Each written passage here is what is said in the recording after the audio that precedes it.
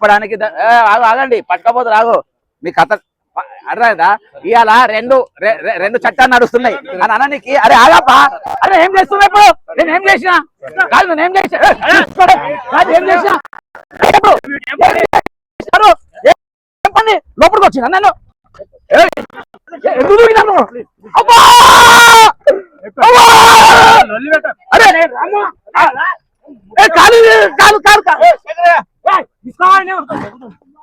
ACP గారు ఎందుకంటే over చేస్తున్నావు? మీరు ఎందుకు ఓవర్ చేస్తున్నావు? నువ్వు ఎందుకు ఓవర్ చేస్తున్నావు? ఇలా దొంగ నీసంటోడే దొరికినాడు నీసంటోడే, అర్థమైందా? ఈ దొంగలను తప్పించుకుంటా ఈ డిఎస్పీ గారికి ఇలా ఈ డిఎస్పీకి మీరు దాఖలు తీసుకోరు. ఇదా మీ అన్యాయం జరిగింది.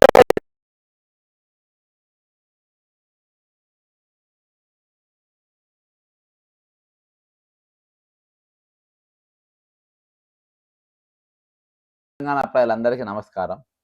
మరి ఈరోజు భీమిరెడ్డి డిఎస్పి ఎవరైతే ఇటీవల ఏసీబీ ట్రాప్లో దొరికిండో, ఏసీబీ రైడ్లో దొరికిండో, మరి ఈరోజు ఆయన జైలుకు అందరూ అంటే పెద్ద పెద్ద ఎస్ఐలు చాలామంది జైలుకు పోయినరు.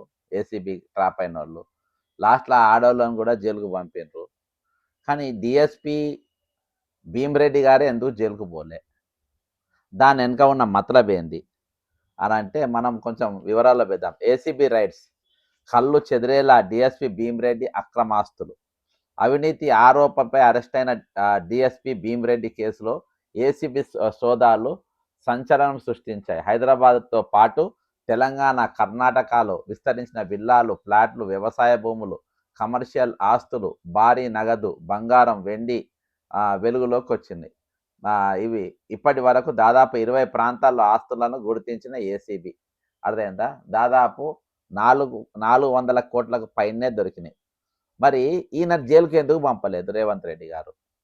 ఇప్పుడు దాదాపు 400 కోట్ల ఆస్తులు దొరికిన డిఎస్పి భీమిరెడ్డిని ఎందుకు జైలుకు పంపలేదు?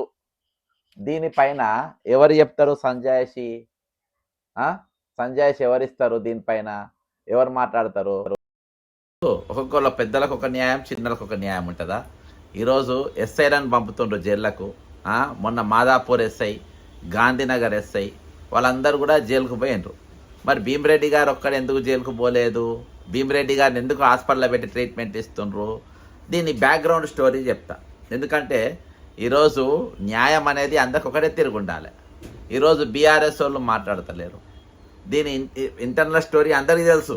అయినా కానీ ఎవరు మాట్లాడదు. పెద్ద పార్టీ వాళ్ళకి అందరికీ తెలుసు. దాని గురించి ఎవరు మాట్లాడదు. దాదాపు 400 కోట్ల ఆస్తి బెంగళూరులో, హైదరాబాద్ దాదాపు 20 ప్రాంతాలలో, 20 వివిధ ప్రాంతాలలో విల్లాలు కానీ, బంగ్లాలు కానీ, భూములు కానీ, బంగారం కానీ, వెండి కానీ, క్యాష్ కానీ అన్ని డబ్బులు దొరికినటువంటి వ్యక్తిని ఎందుకు ఈరోజు జైలుకు పంపకుండా హాస్పిటల్ స్కిప్ చేసారు? ఇంకా దీని బ్యాక్గ్రౌండ్ స్టోరీ చెప్తా మీకు. ఎంఎస్ఎన్ ల్యాబొరేటరీస్ ఐడియా ఉంటుంది.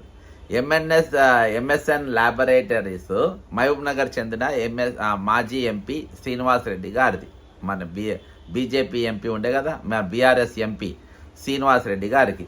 ఆ శ్రీనివాస్ రెడ్డి వాళ్ళ అన్న కొడుకు జీవన్ రెడ్డి. ఈ జీవన్ రెడ్డి ఎవరంటే మొన్న ఎమ్మెల్సీకి పోటీ చేసి ఓడిపోయాడు. ఏది? మహబూబ్ నగర్లో.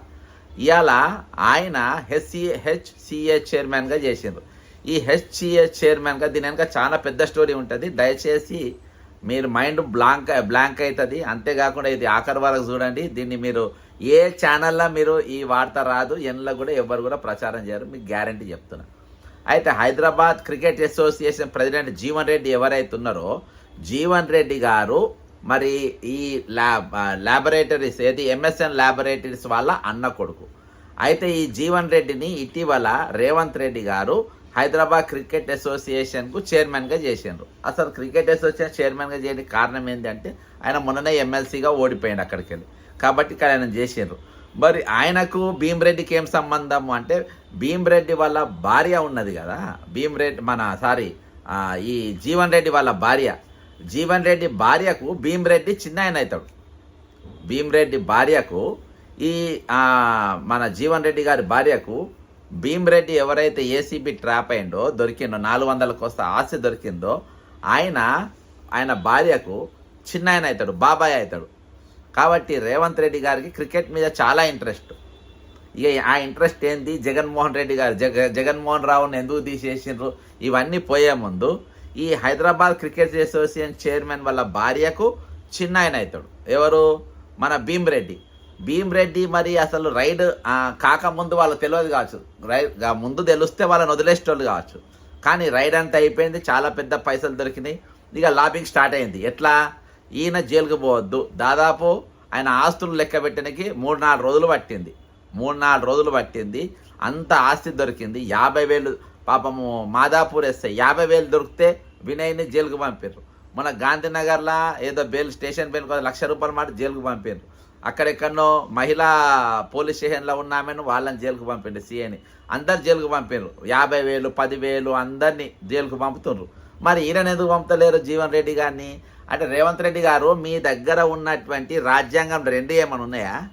అంటే ఈరోజు ఎస్సీ, ఎస్టీ, బీసీ, పేద రెడ్లను వీళ్ళందరినీ జైళ్ళకు పంపాలి, నా చుట్టపోళ్ళు వస్తే, నాకు దగ్గర వాళ్ళు వస్తే, పెద్ద పెద్ద కార్పొరేట్ కంపెనీలు వస్తే వాళ్ళందరినీ ఎత్తుకోవాలని చెప్పి రాజ్యాంగం రాసుకున్నావా? ఎందుకు భీమరెడ్డిని జైలుకు పంపలేదు? ఎందుకైనా దవాఖానలో పెట్టి స్పెషల్ ట్రీట్మెంట్ ఇప్పిస్తుండ్రు? ఎందుకైనా తప్పిస్తూ ఉండ్రు? ఇక మా సొంటోళ్ళు మాట్లాడి ధర్నాలు చేస్తే మీరు ఫీల్ అవుతారు.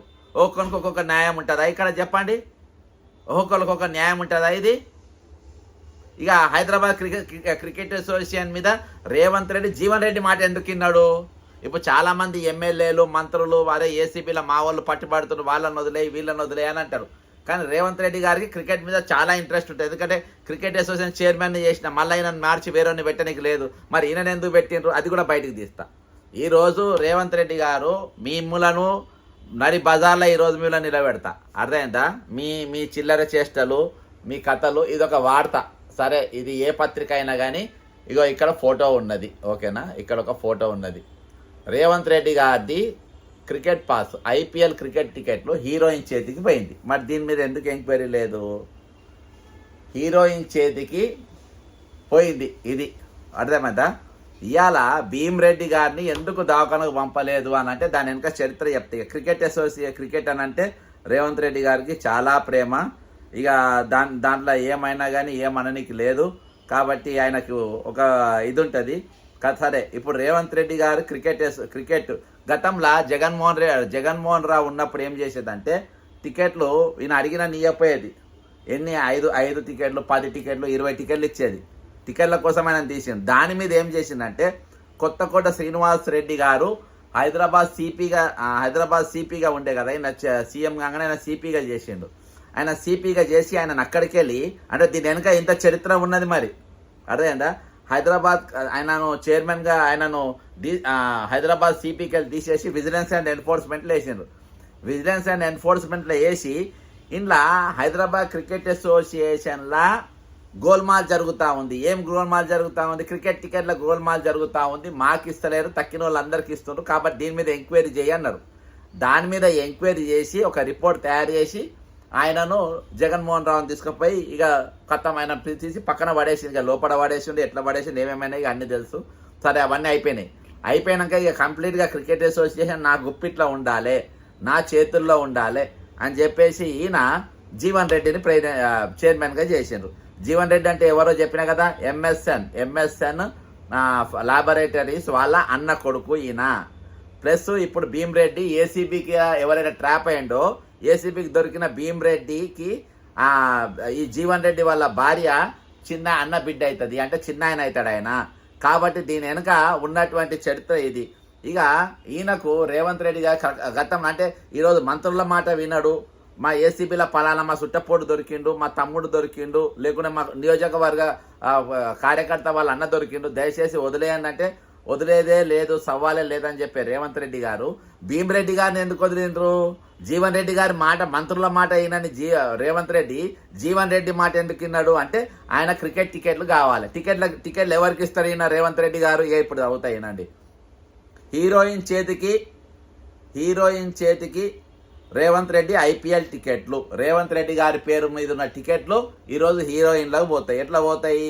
తెలంగాణ సీఎంకు ఇచ్చే ఎలైట్ లాంజ్ టికెట్లలో మ్యాచ్కు వెళ్తున్న కుషిత కల్లావ్ ఇన్స్టాగ్రామ్ స్టోరీలో సీఎం పేరు మీద ఉన్న టికెట్ ఫోటోలను స్టోరీలో పెట్టిన కుషిత. ఇగో ఇక్కడ సీఎం పేరు మీద ఉన్న ఫోటో కూడా నేను పెట్టిన. ఇగో దగ్గరికి వెళ్ళి చూడండి మీరు. ఇది సీఎం పేరు మీద ఉన్న టికెట్. ఇగో ఈ హీరోయిన్కు ఈమె చేతికి వచ్చింది. ఎట్లొచ్చింది? ఇగో ఇక్కడ ఆ టికెట్. దీన్ని ఆమె ఇన్స్టాగ్రామ్లో పోస్ట్ చేసింది. అర్థమైందా? ఇన్స్టాగ్రామ్లో